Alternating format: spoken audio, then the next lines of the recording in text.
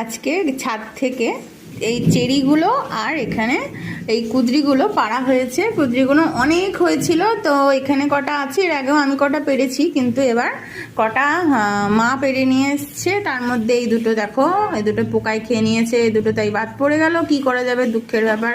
এই দুটো বাদ দিলাম। তো এখানে চেরিগুলোকে দেখো মা রেখে দিয়ে গেছে, আর আমার বোন দেখো কি সুন্দর একটা জীবন চক্র বানিয়েছে। এটা দেখে তোমরা বুঝতে পারছো তো, এরকম একটা জীবন চক্র বানিয়েছে। আমরা সেই বইতে পড়েছি না, প্রজাপতির বা মানুষের বা কি ছোট থেকে শিশু থেকে কি করে বৃদ্ধ বয়স পর্যন্ত যেটা জীবনচক্রটা হয়, সেরকম ভাবে ও বানিয়েছে। দেখো সেই সিস্টেমে দেখো, প্রথমে একটু কাঁচা একটা চেরি দিয়েছে, তারপর একটু পাকা, তারপর পাকা, এরকম করতে করতে দেখো না লাইন দিয়ে সাজিয়ে একদম যেটা বেশি পাকা, একদম মানে অনেকটাই পেকে গেছে, একদম দেখো দেখো গলে গেছে একদমই।